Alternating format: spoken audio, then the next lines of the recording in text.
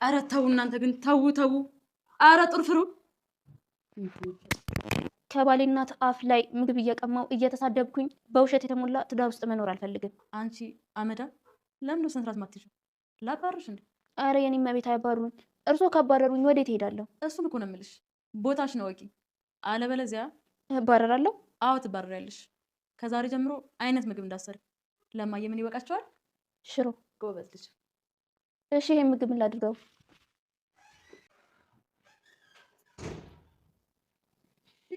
የኔ ንጉስ መጣልኝ። ምግብ ሰርቼ የለኩ አለሚት የጃም ችተር ባሪ ደክሞት ነው የመጣ። እስቲ ወጭ ማይገላ አሁን ይብሉት። አረ እማዬ ቆንጆ እንቁላል ሰርቼ ይሏታለሁ። ታጠቡና ይበላሉ።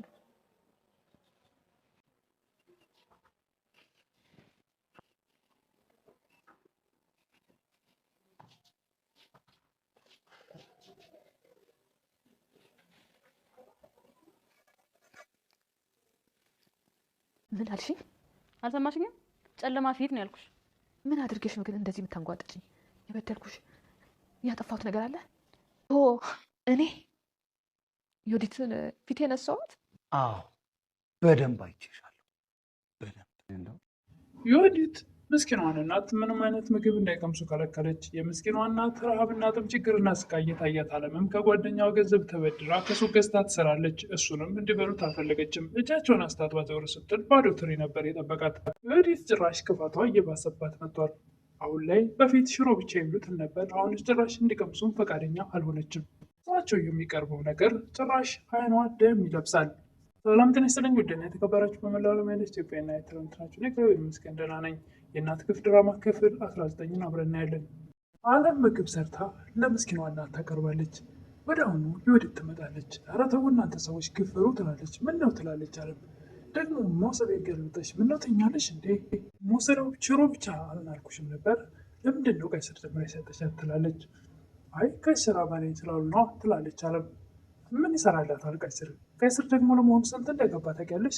ደግሞ በተወደደ ኑሮ ይህን ሁሉ ምግብ ይሰራሽላት። ሰው ልጅ የተመጣጠነ ምግብ ያስፈልገዋል። ስለዚህ የተመጣጠነ ምግብ መመገብ አለባቸው ትላለች አለም። የተመጣጠነ ምግብ ለህፃናት ነው፣ ምንም ጥቅም ለማይሰጥ ሰው ምን ያደርግለታል? የተመጣጠነ ምግብ ሰጠሽ እኔ ኑሮዬን ያልተመጣጠነ የምታደርግብኝ ትላለች ዮዲት። እባክሽ ባሌ እናት ወርሽን ተቆጣጠሪልኝ ትላለች ዮዲት። አለምም እባክሽን ምንም ያክል የሚበሉ አይደሉም፣ የሚበሉት ግማሽ እንጀራ ነው ትላለች። እና አንድ እንጀራ መሰጫት የተረፈውን ራስሽ ልትበይ ነው?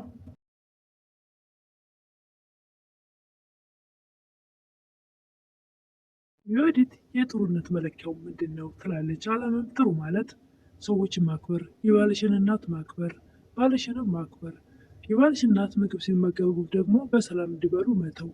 አይ የጥሩነት መለኪያው ይሄ ከሆነ እኔ የባሌ እናት ምግብ ስትበላ ከማይ አውሬ ነሽ ብባል ይሻለኛል። ለምንም አይሻልም ትላለች።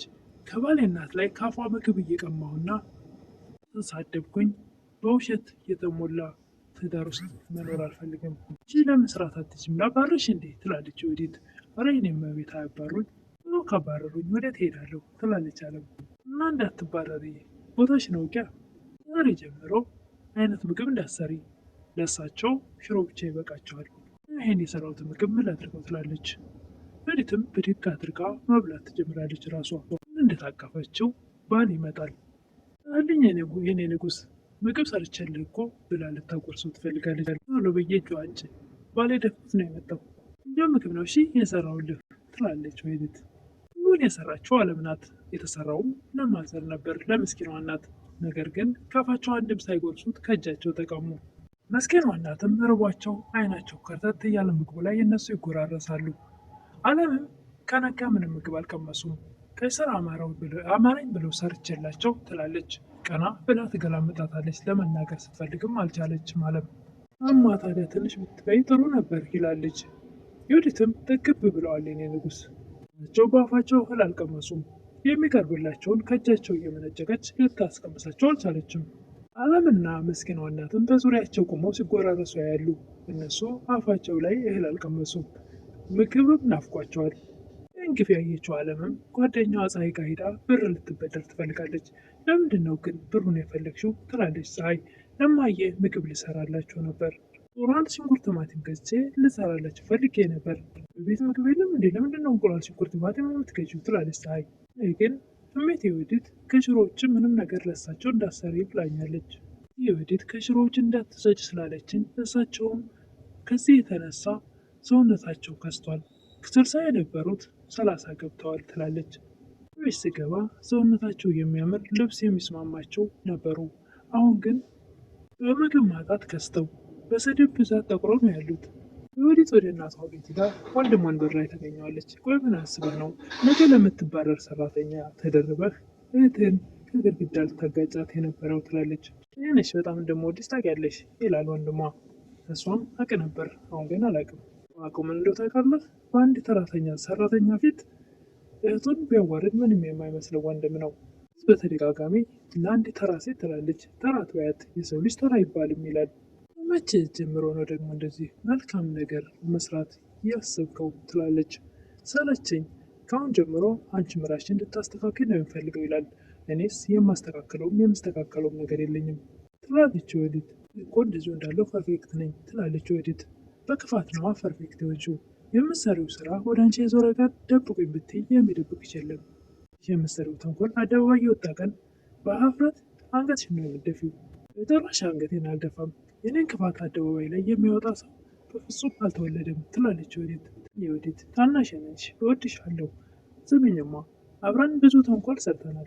ተንኮል በክፋት ተሞልቼ ከምተኛው እንቅልፍ ይልቅ አሁን ክፋቴን ትቼ የምተኛው እንቅልፍ ሰላም እንዳለው ልታቂዋችም እንቅልፍ የነሳኝ የባሌ እናት ላይ የማስበው ተንኮልና ያቺ ክፉ ሰራተኛ የማደርጋት ነገር ሳይሆን እንደውም የወንድሜ መለወጥ ነው። የሚስቱን ክፋትና ተንኮል የማያውቀው ወንዶሰንም ውስጧ እኮ ነጭ እርግብ ነው። ምን አይነት የዋህ ናት! ሁልጊዜ ለሰው የምትኖር። አሁን እኮ በጎ አድራጎት ደግሞ እየሰራች ነው። ሁልጊዜ እንዴት ለሰው ይኖራል ሰው? እስቲ ማየ ከሰማችሽ ምከሪያት ይላል። ጭራሽ እሳቸው ላይ የሚደረገውን ግፍና መከራ ጭራሽ አያውቀውም እሱ። የወዲት በፍቅር አይነት ስትመለከትሽ አንቺ ግን የምታሳያት ክፉ ፊት ነው። እናም አንቺ ያለፈ ነገር እያሰብሽ አሁን ያለችበትን መልካም ነገር በፍጹም ልታዩ አልቻልሽም። የነሳሻት ነው ይላሉ ወንድሰን። እኔ ፊት ያነሳት የወዲትን ይላሉ ምስኪኗ እናት። አዎ በደንብ አይቼሻለሁ ይላሉ ደሰን። የወዲት ማለት እኮ አንቺ ምግብ ካልበላሽ እኮ አይወርድላትም የምትበላው። እና የወዲት እኔ ካልበላሁ አትበላም፣ እኔ ካልጠጣሁ አትጠጣም ነው የምትለኝ ትላለች። እኔ ልሞትልሽ እናቴ። ምን አይነት የዋህ እንደሆነች የወዲት ይላል ጭራሽ ባስ ብሎ። በረሃብና ጥም አንጀታቸው ታስረው ከእጃቸው የቀረበውን ምግብ እየመነጨቀች ይህን ሁሉ እሷ አላየም። ነገር ግን የእናቷን ግፍ ወይም ደግሞ የእናቱን ግፍ የምስኪኗ እናት ግፍ የታያት አለም እያንዳንዱን ነገር በቪዲዮ እየቀረጸቻት ነው በካሜራ። ነገር ግን ሁሉ ሙሉ መረጃ ሲኖራት ልታቀርበው ለህግ ስለፈለገች አሁን ላይ ልታሳየው አልፈለገችም።